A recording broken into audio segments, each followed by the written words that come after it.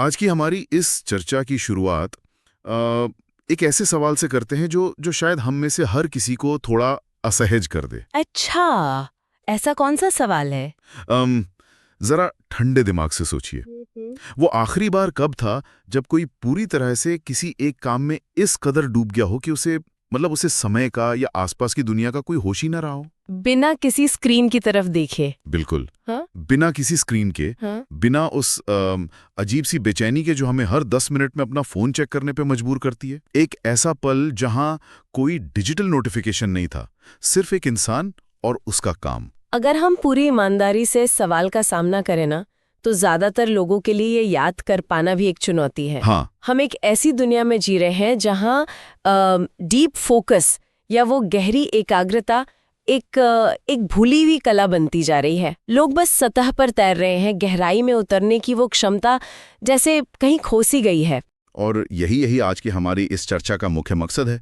हम अक्सर देखते हैं कि लोग पूरे जोश और इरादे के साथ कोई नया काम शुरू करते हैं। शरीर में ऊर्जा की कोई कमी नहीं होती, रात की नींद भी पूरी होती है, लेकिन मुश्किल से 15 मिनट बीतते हैं और अचानक फोकस टूट जाता है। बिल्कुल, हाथ अपने आप फोन की तरफ चला जाता है। वही तो, शारीरिक रूप से कोई थकान नहीं होती, लेकिन मानसिक रूप से अंदर ही अंदर एक अजीब सा खालीपन महसूस होता है। दिमाग पूरी तरह से ड्रेन हो चुका होता है। ऐसा क्यों है? यहीं पर हमारे समाज की सबसे बड़ी और सबसे खतरनाक गलतफहमी जन्म लेती है। कैसे?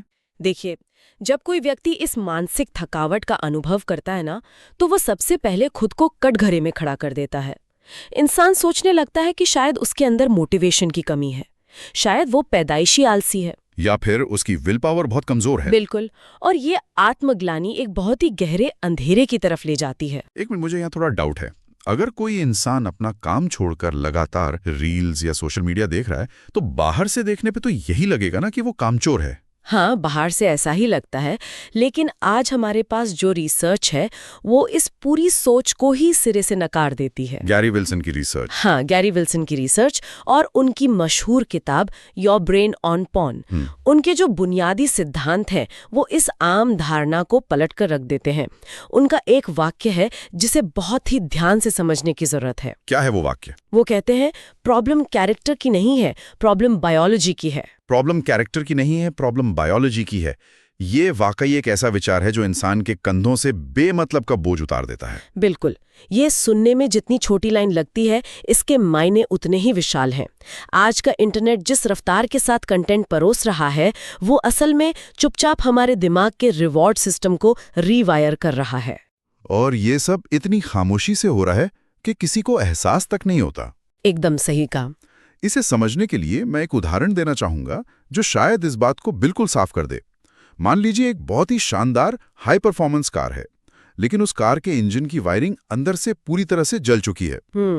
शॉर्ट सर्किट हो गई है। हाँ, अब वो कार स्टार्ट नहीं हो रही या बार बार झटके खाकर बंद पड़ रही है, और हम बाहर खड़े होकर उस कार के ड्राइवर को गालियां दे रहे हैं कि उसे गाड़ी चलानी नहीं आती, वो आलसी है। जबकि ड्राइवर की नीयत में कोई खोट नहीं है। वही तो, असली समस्या तो हुड के नीचे उस इंजन की खराब वायरिंग में है। ये उदाहरण एकदम सटीक बैठता है। अगर हम उस ड्राइवर को दोष देना बंद करें, तो हमें इंसान के दिमाग की बायोलॉजी में उतरना होगा, जहां डोपामीन का रोल आता है। बिल्कुल। अक्सर पॉप कल्चर में डोपामीन को बस खुशी का केमिकल मान लिया जाता है। जैसे कुछ अच्छा हुआ तो डोपामीन मिला। हाँ, लोग ऐसा ही सोचते हैं। लेकिन न्यूरोसाइंस के मुताबिक डोपामाइन खुशी से कहीं ज्यादा चाहत और प्रेरणा का केमिकल है। ये वो रसायन है जो इंसान को कोई भी काम करने के लिए धक्का देता है। तो इसका मतलब ये हुआ कि डोपामाइन वो इनाम नहीं है जो हमें काम के अंत में मिलता है, बल्कि ये वो इंजन है जो हमें काम शुरू करने पर मजबूर करता है। एकदम सही। इसे इवोल्यूशन या मानव विकास के नजरिए से देखिए। हजारों साल पहले जब इंसान जंगलों में रहता था, तो जीवन बहुत कठिन था। शिकार करना पड़ता था। हाँ, उसे जिंदा रहने के लिए भोजन खोजना होता था। ये प्रयास था। जब उसे मीलों चलने के बाद कोई फल का पेड़ दिखता था, तो उसका दिमाग डोपामाइन रिलीज करता था, ताकि उसे ऊर्जा मिले। बिल्कुल। वो डोपामाइन उसे ऊर्जा देता था कि जाओ और उसे हासिल करो।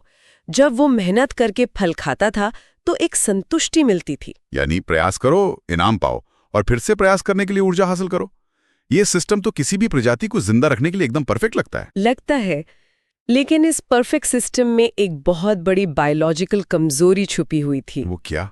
इंसान का ये सिस्टम नयापन यानी नॉवेल्टी और तीव्रता के लिए बहुत ज्यादा संवेदनशील है। अच्छा। जंगल में कोई भी नई चीज खोजना बहुत दुर्लभ होता था, इसलिए दिमाग नई चीजों पर बहुत ज्यादा उत्तेजित होता था। अब जरा आज के डिजिटल दौर को देखिए। इंटरनेट ने इसे हैक कर लिया। पूरी तरह से। अब हमें कोई शारीरिक या मानसिक मशक्कत नहीं करनी पड़ती। हम बस अपनी उंगली से एक स्क्रीन को स्वाइप करते हैं और हर स्वाइप पर दिमाग को कुछ नया और चौंकाने वाला मिलता है। और बिना किसी प्रयास के दिमाग को डोपामाइन के लगातार विस्फोट मिल रहे हैं। बिल्कुल। और यहीं से वो समस्या शुरू होती है जिसे गैरी विल्सन बायोलॉजी की प्रॉब्लम कहते हैं। जाहिर है, अगर दिमाग को लगातार बिना मेहनत के इतना हाई वोल्टेज डोपामाइन मिल रहा है तो अंदर कुछ ना कुछ तो टूटेगा ही। टूटेगा ही। जब दिमाग को इस तरह की लगातार उत्तेजना मिलती है तो वो एक बायोलॉजिकल झटके में आ जाता है। दिमाग हमेशा एक संतुलन बनाना चाहता है, जिसे होम्योस्टेसिस कहते हैं। हाँ, तो जब डोपामाइन की बाढ़ आ जाती है तो दिमाग खुद को बचाने के लिए अपने डोपामाइन रिसेप्टर्स की संवेदनशीलता को कम कर देता है। विज्ञान की भाषा में इसे डाउन रेगुलेशन कहते हैं। इससे अगर हम आम जिंदगी की किसी स्थिति से जोड़ें तो क्या ये उस डीजे वाले उदाहरण जैसा है? डीजे वाला उदाहरण? हाँ, मतलब मान लीजिए कोई इंसान लगातार 3 दिन तक एक बहुत ही लाउड डीजे कॉन्सर्ट में खड़ा रहे। जब वो वहां से बाहर निकलेगा तो उसे अपने आसपास के लोगों की सामान्य आवाज सुनाई ही नहीं देगी। इसलिए नहीं कि वो बहरा हो गया है, बल्कि इसलिए क्योंकि उसके कानों ने उस शोर को सहने के लिए अपनी संवेदनशीलता कम कर दी थी। ये तुलना बिल्कुल सटीक है। आपका दिमाग भी ठीक यही कर रहा है। वो इस डिजिटल शोर से बचने के लिए अंदर ही अंदर ईयर प्लग लगा रहा है। मतलब दिमाग ने डोपामाइन को महसूस करने वाले दरवाजे बंद कर दिए हैं। बिल्कुल। लेकिन ये बात तो बहुत डरावनी है। अगर दिमाग अपने दरवाजे बंद कर रहा है तो क्या इसका मतलब ये है कि हमारी रोजमर्रा की जिंदगी अब हमेशा के लिए बेअसर हो जाएगी? यही इस पूरी प्रक्रिया का सबसे खतरनाक हिस्सा है। क्योंकि आम जिंदगी तो डीजे कॉन्सर्ट जैसी नहीं होती, उसमें शांति होती है। क्या एक सामान्य बातचीत या किताब पढ़ना हमारे लिए हमेशा के लिए बोरिंग हो जाएगा? हाँ, क्योंकि आपका बेसलाइन इतना ज्यादा बढ़ चुका होता है कि असल जिंदगी की सामान्य चीजें दिमाग को रजिस्टर ही नहीं होती। दिमाग को लगता है इसमें कोई नयापन नहीं है। बिल्कुल। इसीलिए जब कोई इंसान किताब खोलकर बैठता है तो उसे भयानक ऊबन और बेचैनी होने लगती है। ये कोई आलस नहीं है, ये दिमाग का संघर्ष है जो अपनी खोई हुई उत्तेजना वापस मांग रहा है। इस पूरी बात को गहराई से समझने के लिए हमारे सोर्स मटेरियल में एक बहुत ही प्रासंगिक केस स्टडी दी गई है, अली की कहानी। और मुझे लगता है कि ये अली सिर्फ एक व्यक्ति नहीं है, बल्कि आज के दौर में हर दूसरे घर का आईना है। अली बचपन में एक बेहद जिज्ञासु बच्चा हुआ करता था। वो घंटों फोकस कर पाता था। हाँ, उसके अंदर एक स्वाभाविक ऊर्जा थी। तो फिर ये बदलाव कैसे आया? बदलाव बहुत ही खामोशी से आया। जैसे जैसे वो बड़ा हुआ, उसके पास एक स्मार्टफोन आया। शुरुआत में उसने फोन का इस्तेमाल सिर्फ एक आम इंसान की तरह किया। जब भी वो थोड़ा बोर होता तो वो उस बोरियत से बचने के लिए फोन उठा लेता। ये उसके लिए एक इंस्टेंट एस्केप बन गया। बिल्कुल। और यही वो बिंदु है जहां से एक स्वस्थ दिमाग का डाउन रेगुलेशन शुरू होता है। वो छोटी सी बोरियत दरअसल दिमाग के लिए एक सिग्नल थी कि कुछ नया सोचो। लेकिन अली ने उसे स्वाइप करके शांत कर दिया। हाँ, और वो राहत बहुत ही क्षणिक थी। कुछ ही मिनटों में उसे फोन वापस रखना पड़ता, लेकिन तब वो बोरियत दोगुनी होकर लौटती। अगली बार उसे और ज्यादा तीव्र कंटेंट की जरूरत पड़ने लगी। वो घंटों स्क्रीन स्क्रॉल करने लगा होगा। हाँ, इसका सीधा असर उसकी असल जिंदगी पर दिखने लगा। जब वो असाइनमेंट के लिए बैठता तो उसे लगता जैसे उसका दिमाग काम ही नहीं कर रहा है।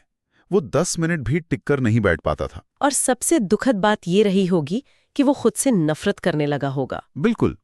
रात को सोते समय उसे लगता कि वो किसी काम का नहीं है। वो खुद को एक फेलियर मानने लगा था। अली की इस कहानी में एक बहुत बड़ा दर्द छुपा है। उसे लग रहा था कि उसका कैरेक्टर कमजोर है, जबकि हकीकत ये थी कि उसका दिमाग बिना उसे पता चले रीवायर हो चुका था। और यहीं से एक और बड़ी समस्या पैदा होती है, गलत डायग्नोसिस की समस्या, जो सोर्स मटेरियल में बहुत प्रमुखता से उठाई गई है। दुर्भाग्य से ऐसा ही हो रहा है दुनिया भर में। मतलब लोग अपनी इस बायोलॉजिकल समस्या के लिए गलत इलाज करवा रहे हैं। हाँ, जरा सोचिए, जब अली जैसा कोई व्यक्ति लगातार फोकस न कर पाने और उदासी की शिकायत लेकर किसी डॉक्टर के पास जाता है तो क्या होता है? लक्षण तो डिप्रेशन जैसे ही लगते हैं। बिल्कुल, ये लक्षण डिप्रेशन, ADHD या एंग्जाइटी जैसे लगते हैं। कई बार उन्हें तुरंत इन बीमारियों का लेबल दे दिया जाता है और दवाइयां शुरू कर दी जाती हैं। ये तो वही बात हो गई ना कि शरीर के अंदर कोई बहुत गहरा इन्फेक्शन फैल रहा है और डॉक्टर सिर्फ बुखार कम करने की गोली दे रहा है। एकदम सही। बुखार की गोली से कुछ घंटों के लिए तो राहत मिल जाएगी, लेकिन जैसे ही दवा का असर खत्म होगा, बुखार फिर से वापस आ जाएगा। क्योंकि असली जड़ यानी डाउन रेगुलेशन को पूरी तरह से अनदेखा कर दिया जाता है। जब तक उस डिजिटल खुराक को नहीं बदला जाएगा, कोई भी इलाज कारगर नहीं हो सकता। लेकिन इस अंधकार के बीच विज्ञान हमें एक बहुत बड़ी उम्मीद भी देता है, न्यूरोप्लास्टिसिटी के रूप में। न्यूरोप्लास्टिसिटी? हाँ, इसका सीधा सा मतलब ये है कि इंसान का दिमाग पत्थर पर गड़ी हुई मूर्ति नहीं है, ये प्लास्टिक की तरह लचीला है, ये खुद को बदल सकता है। तो इसका मतलब जो नुकसान हुआ है वो ठीक हो सकता है। बिल्कुल। और यहाँ एक बहुत ही महत्वपूर्ण बात है जिसे हमें समझना चाहिए, जो रीवायर हुआ है वो रीवायर भी हो सकता है। जो रीवायर हुआ है वो रीवायर भी हो सकता है। ये सुनकर वाकई एक बहुत गहरा सुकून मिलता है। लेकिन ये रीवायरिंग की प्रक्रिया दिखती कैसे है? क्या ये बस एक फैसला करने जितना आसान है? काश ये इतना आसान होता। इस रीसेट का सबसे पहला कदम है उस डिजिटल शोर से एक जानबूझकर ब्रेक लेना। मतलब पूरी तरह से कट ऑफ करना। हाँ, लेकिन ये सफर कांटों भरा होता है। जब कोई इंसान ये ब्रेक लेता है तो उसे एक विथड्रॉल के चरण से गुजरना पड़ता है। विथड्रॉल? ये शब्द तो अक्सर नशा छोड़ने वालों के लिए इस्तेमाल होता है। एक फोन छोड़ने पर भी शरीर बिल्कुल वैसा ही बर्ताव करता है। शुरुआत के कुछ दिनों में बहुत भयानक किस्म की बेचैनी महसूस होगी, चिड़चिड़ापन आएगा। हाँ, हाथों में एक अजीब सी खुजली होगी कि बस एक बार स्क्रीन देख लूं, और एक ऐसी गहरी बोरियत महसूस होगी जो शारीरिक दर्द की तरह लगेगी। तो क्या ये बेचैनी किसी कमजोरी की निशानी है? बिल्कुल नहीं, ये इस बात का बायोलॉजिकल प्रमाण है कि दिमाग उस कंटेंट पर किस कदर निर्भर हो चुका था। ये आपके दिमाग के चीखने की आवाज है। लेकिन अगर ये इतना ही तकलीफदेह है तो कोई क्यों इस भारी बेचैनी को झेलेगा? क्या ये खालीपन हमेशा रहेगा? ये डर बहुत स्वाभाविक है, लेकिन विज्ञान आश्वस्त करता है कि ये तकलीफ पूरी तरह से अस्थायी है। मतलब ये गुजर जाएगा? हाँ, अगर कोई व्यक्ति इस शुरुआती मुश्किल दौर में डटा रहे तो कुछ हफ्तों में चमत्कारिक बदलाव शुरू होता है। दिमाग समझ जाता है कि अब वो सस्ता डोपामाइन नहीं मिलने वाला। तो जो रिसेप्टर्स बंद हो गए थे वो वापस खुलने लगते हैं? बिल्कुल, उनकी संवेदनशीलता वापस लौटने लगती है। सुबह की धूप अच्छी लगने लगती है, किसी दोस्त से बात करना दिलचस्प हो जाता है, और फोकस करने की क्षमता लौट आती है। हाँ, ये तो ऐसा है जैसे किसी ने उस खराब वायरिंग को फिर से सही तरीके से जोड़ दिया हो। अब सवाल ये है कि इसे असल जिंदगी में कैसे उतारा जाए। हमारे सोर्स मटेरियल में इसके लिए 4 बहुत ही ठोस कदम सुझाए गए हैं। हाँ, क्योंकि सिर्फ अपनी इच्छा शक्ति के भरोसे बैठना तो मुमकिन नहीं है। बिल्कुल, जब लड़ाई बायोलॉजी से हो तो इच्छा शक्ति बहुत जल्दी हार मान लेती है। इसलिए सबसे पहला तरीका है अपने आसपास के वातावरण को बदलना। एक घर्षण या फ्रिक्शन पैदा करना। सही कहा, उस चीज तक पहुंचना इतना मुश्किल बना दो कि दिमाग आलस कर जाए। जैसे फोन को बेडरूम से बाहर रखना। हाँ, अगर फोन दूसरे कमरे में है तो सुबह उठ के उसे लाने के लिए बिस्तर से निकलना होगा। वो जो कुछ सेकंड का प्रयास है, वही वो घर्षण है जो दिमाग को सोचने का मौका देता है। ये बहुत प्रैक्टिकल है, लेकिन उस खालीपन का क्या करें जो फोन फोड़ने से आएगा? यहीं पर दूसरा कदम आता है आदतों का रिप्लेसमेंट। आपका दिमाग एक भूखे जीव की तरह है, उसे प्राकृतिक स्रोतों से डोपामाइन देना होगा। जैसे कि कसरत करना? बिल्कुल, कसरत करना, नई स्किल सीखना या लोगों से आमने सामने बात करना, ये सब दिमाग के लिए किसी सुपर फूड से कम नहीं है। लेकिन मान लीजिए मैं ऑफिस में काम कर रहा हूँ और अचानक इंस्टाग्राम देखने की तीव्र इच्छा उठती है, तब तो मैं कसरत नहीं कर सकता। ऐसे पलों के लिए तीसरा हथियार है डिले ग्रेटिफिकेशन या 10 मिनट का नियम। ये कैसे काम करता है? जब इच्छा उठे तो खुद से ये मत कहिए कि मैं फोन नहीं देखूंगा, बस कहिए ठीक है देखूंगा, लेकिन सिर्फ 10 मिनट बाद। इससे क्या होगा? विज्ञान बताता है कि तीव्र इच्छा समुद्र की एक लहर की तरह होती है। वह उठती है और फिर टूटकर बिखर जाती है। जब आप 10 मिनट रुकते हैं तो आप उस लहर के ऊपर सर्फिंग कर रहे होते हैं। ये एक मानसिक कसरत है और इसके बाद शायद इंसान डीप वर्क की तरफ लौट सकता है। यही चौथा कदम है, पोमोडोरो तकनीक का इस्तेमाल करके 25 मिनट बिना रुकावट काम करना। शुरुआत में 25 मिनट भी किसी मैराथन की तरफ लग सकते हैं। लगेंगे, लेकिन धीरे धीरे स्टैमिना वापस आ जाएगा। ये पूरी प्रक्रिया दिमाग को सजा देने के बारे में नहीं है, बल्कि उसे वापस एक स्वस्थ आहार देने के बारे में है। और इसका असर हमने अली की कहानी में देखा। जब उसने साइंस को समझा तो उसने उस बेचैनी को बर्दाश्त किया और अपनी खोई हुई जिंदगी वापस पाली। अली की कहानी हर उस इंसान के लिए एक सबूत है जो इस जाल में फंसा है, इस पूरी चर्चा से जो सबसे गहरी बात हमें समझनी चाहिए वो ये है कि अटेंशन आपकी सबसे वैल्यूएबल रिसोर्स है। इंसान जिस चीज को अपना ध्यान देता है वही चीज उसके जीवन में बढ़ती है। बिल्कुल, अगर आप अपना ध्यान रिश्तों और सेहत को देंगे तो वे फलेंगे फूलेंगे। ये जागरूकता ही असली आजादी की पहली सीढ़ी है। और चुनाव कर पाने की वो ताकत ही आजादी है। हाँ। वैसे इस शानदार रिसर्च पर बात करते हुए मुझे याद आया, जिस चैनल से ये चर्चा प्रेरित है, यानी power book hub YouTube channel, वहां क्रिएटर ने पूछा है कि असल जिंदगी में कौन सी चीज आपको सबसे ज्यादा डिस्ट्रैक्ट करती है। बहुत अच्छा सवाल है। हाँ, और अगली कौन सी किताब पर दर्शक गहरी चर्चा चाहते हैं। अगर आपको यह विज्ञान उपयोगी लगा हो तो आप पावर बुक हब को सब्सक्राइब, लाइक और शेयर कर सकते हैं और कमेंट्स में अपनी कहानी बता सकते हैं। और इसी के साथ इस चर्चा को विराम देने से पहले मैं एक अंतिम विचार छोड़ना चाहूंगी। जी।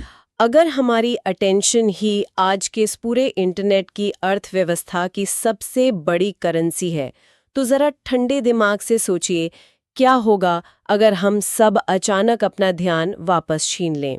क्या हम उस पूरे सिस्टम को ही दिवालिया नहीं कर देंगे जो हमारी एकाग्रता को बेचकर मुनाफा कमा रहा है? क्या बात है! क्या हम सच में उस इंजन की वायरिंग को खुद ठीक कर सकते हैं? ये एक ऐसा सवाल है जिसका जवाब हमें खुद अपने अंदर खोजना होगा। आज की इस चर्चा में जुड़ने के लिए बहुत बहुत शुक्रिया।